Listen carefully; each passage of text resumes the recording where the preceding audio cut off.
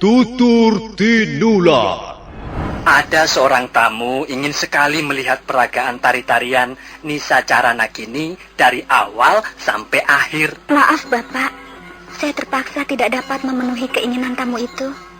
Memang merupakan pantangan untuk memperagakan lebih dari sekali tari-tarian Nisa Caranagini. Menurut dia, adalah merupakan pantangan jika menarikan Nisa Caranagini 2 kali dalam semalam. Wah, sayang sekali, Tuan. Nini Lujinggan sudah pulang. Kalau begitu saya akan menyusulnya. Maaf, Bapak Sontor. Saya akan menyusul Nini Lujinggan. Saya harus dapat melihat sekali lagi tari-tarian Nisa Caranagini. Ada yang ingin saya ketahui di balik tari-tarian itu. Arya Kamandanu kemudian melangkah perlahan-lahan menuju ke sebuah gundukan bukit. Gundukan bukit itu banyak ditumbuhi pohon-pohon liar. Pasti ada sesuatu di balik gundukan bukit itu. Tapi aku harus berhati-hati. Aku tidak ingin mati konyol diterkam harimau. Arya Kamandanu kemudian meneruskan langkah-langkahnya. Dia berjalan mengendap-endap di atas semak belukar, bagaikan seekor kucing hutan mengintai mangsanya. Arya Kamandanu terus merangkak ke atas gundukan bukit kecil. Dia bergerak dengan hati-hati sekali. Dan tak lama kemudian, Arya Kamandanu sudah berada di atas puncak bukit. Dia segera menjulurkan kepalanya ke bawah.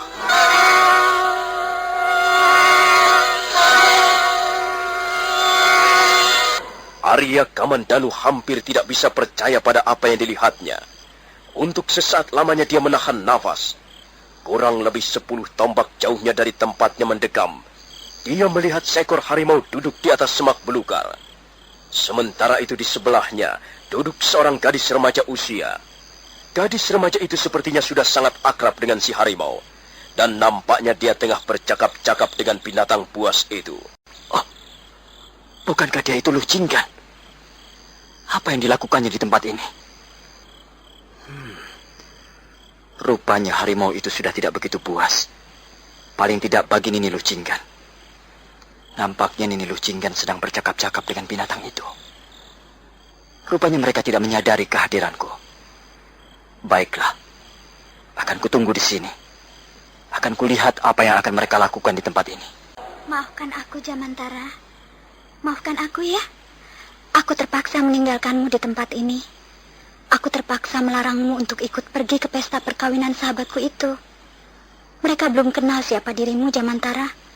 Kalau kau ikut bersamaku, pastilah orang-orang itu akan ketakutan dan desa Nyugading akan menjadi geger. Apa, Jamantara? Ya, tentu saja. Tentu saja kau merasa bosan menunggu. Menunggu adalah pekerjaan yang membosankan. Maafkan aku, Jamantara. Maafkan kalau aku terlalu lama meninggalkanmu. Sekarang bagaimana? Apakah kau sudah siap? Oh, apa yang kau lihat, Jamantara? Sepertinya kau sedang mencurigai sesuatu. Apa yang kau rasakan pada indera penciumanmu? Apa, Jamantara? Kau melihat kehadiran seseorang di sekitar tempat ini? Biarlah, Jamantara. Kau tidak usah terlalu cepat tersinggung. Belum tentu orang itu bermaksud buruk terhadap kita. Mungkin saja dia hanya bermaksud melewati tempat ini. Mungkin saja dia adalah seorang perambah hutan yang kemalaman di jalan. Biarkan saja, Jamantara. Kau tidak usah marah. Diam, Jamantara. Diamlah. Jangan ribut. Jamantara. Apakah kau tidak mau lagi mendengarkan kata-kataku? Diam, kataku. Jangan ribut. Bukankah kau sudah kuajari caranya bersopan santun? Ayo, ayo. Duduklah. Duduk dan diam di situ. Maaf, Tuan. Maaf. Jamantara ini memang cepat sekali tersinggung. Dia tidak biasa berhubungan dengan orang lain. Tidak apa. Aku dapat memahami apa yang dirasakannya. Tentulah dia sangat mengkhawatirkan keselamatanmu. Keselamatan majikannya. Tuhan pandai sekali berkata-kata. Tapi Tuhan belum menjawab pertanyaan saya. Siapakah nama Tuhan? Dan apa maksud Tuhan tiba-tiba menemui kami? Apakah yang dapat kami bantu untuk Tuhan? Baiklah. Baiklah, Nini Lujinggan. Tuhan tahu nama saya? Tentu saja saya tahu. Nini sangat pandai sekali memperagakan tari-tarian Nisacara Nagini. Tidak, Tuan. Saya bukanlah seorang penari, apalagi penari yang mahir. Pengetahuan saya sedikit sekali tentang tari-tarian. Nama saya Parasu. Saya berasal dari daerah yang jauh. Dari sana, dari kaki Gunung Welirang. Saya datang menemui Nini memang untuk minta bantuan. Itu kalau Nini bersedia. Kalau tidak, ya tidak apa-apa. Apa yang dapat saya kerjakan untuk Tuan Parasu? Dari mana Nini Luchinggan belajar tari Nisacara Nagini? Saya belajar sendiri. Maaf Nini. Saya kurang bisa mempercayai jawaban Nini. Terserah. Saya tidak dapat memberikan jawaban yang lain. Maafkan kalau jawaban saya kurang memuaskan. Tapi memang begitulah. Saya belajar sendiri. Saya sangat terkesan melihat Nini Luchinggan memperagakan tari Nisacara Nagini. Terima kasih, Tuan. Terima kasih atas pujian Tuan. Saya sepertinya mengenal gerak-gerak tari Nisacara Nagini. Saya mengenal garis-garis seperti itu. Maaf Nini. Ada satu bagian yang saya tidak pernah dapat melupakannya. Ketika Nini Luchinggan memainkan kedua buah sampur atau selendang. Apakah itu maksudnya? Apa maksudnya? Saya bahkan tidak mengerti apa maksud Tuan Parasu. Bukankah sampur itu dimaksudkan sebagai cakar-cakar naga? Maaf Tuan. Saya benar-benar tidak mengerti apa yang Tuan maksudkan. Saya hanya memperagakan sebuah tari-tarian. Mengapa Tuan menyinggung-nyinggung masalah cakar naga segala? Jawablah Nini. Saya yakin Nini tahu jawabnya. Bukankah kedua buah sampur itu merupakan perlambang atau perwujudan indah dari sepasang cakar naga? Maaf Tuan. Sebaiknya Tuan membatasi keinginan tahu Tuan. Sebab saya khawatir saya tidak akan dapat memuaskan keinginan tahu Tuan. Ada satu hal lagi. Ada satu bagian lagi. Ketika itu Nini membuang sampur ke arah samping kiri. Dan saya melihat seperti kibasan-kibasan ekor naga. Apakah memang demikian maksudnya? Apakah gerakan-gerakan itu dimaksudkan untuk menggambarkan kibasan-kibasan petit atau ekor naga? Aduh. Tuan ini bagaimana? Tuan bahkan sekarang telah membuat saya kebingungan. Cakar naga, petit naga, apa artinya ini? Sudahlah Tuan, barangkali saya tidak akan bisa membantu Tuan. Tunggu Nini.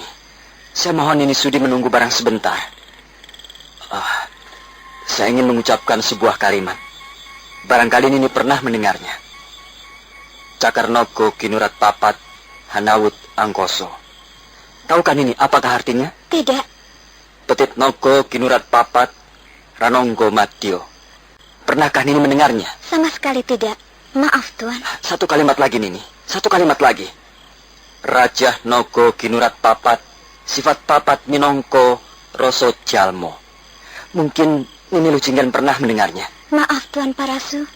Saya terpaksa mengecewakan Tuan. Saya sama sekali tidak tahu apa yang Tuan maksudkan. Tentang kalimat-kalimat itu tadi, semuanya belum pernah saya dengar. Bahkan begitu sekarang ini saya mendengarnya, secepat itu pula saya melupakannya. Kalimat-kalimat seperti itu rasanya sulit untuk saya pahami. Maafkan Tuan. Maafkan kalau saya tidak dapat menolong Tuan. Tunggu Nini, tunggu dulu. Barangkali Tuan Parasu dapat mencari pertolongan di tempat lain.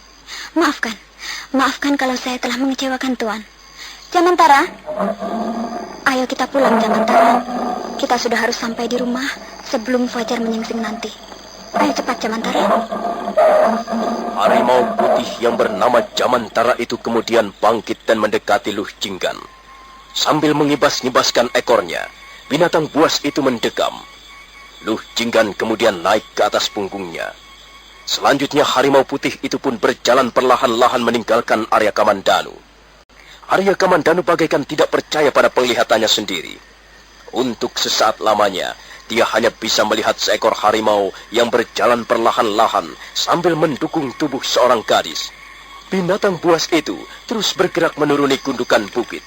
Dan sebentar kemudian, bulu-bulunya yang putih sudah lenyap di balik pohon-pohon dalam keremangan cahaya malam.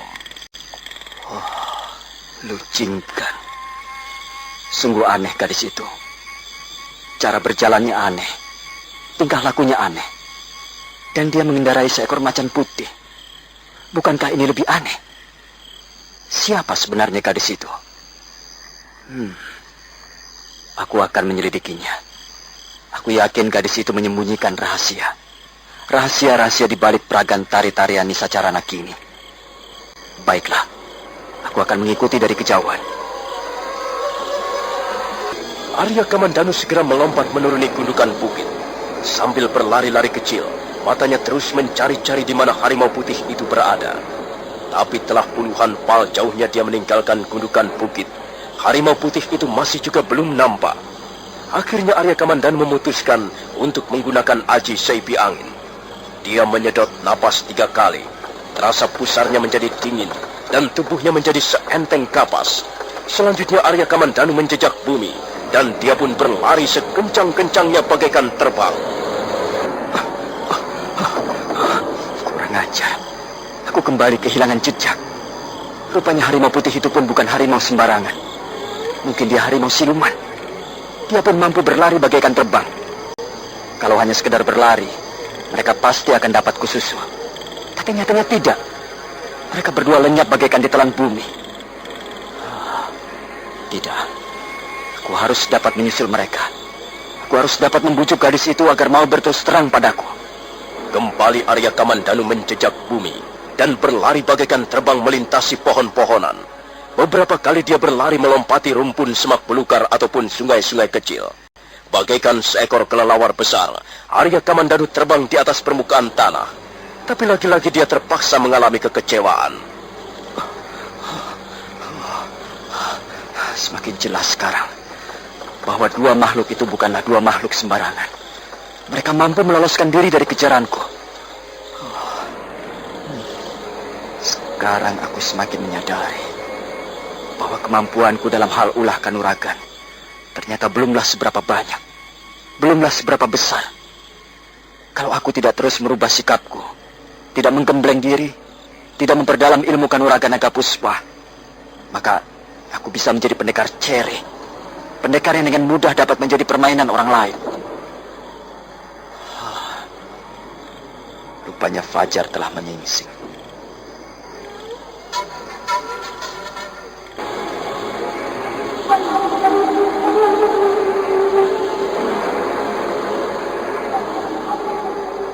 Memang benar, fajar telah menyingsing.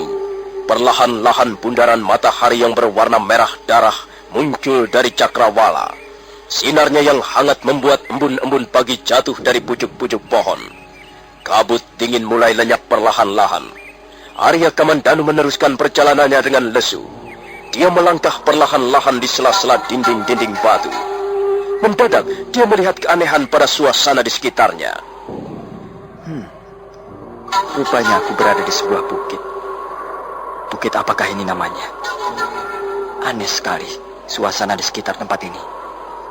Tidak seekor pun satwa nampak terbang melintas di atas pohon. Seperti daerah mati. Seperti tidak pernah dijamah manusia. Lagi-lagi aku menemui keanehan. Suasana di sekitar tempat ini benar-benar aneh dan mencurigakan.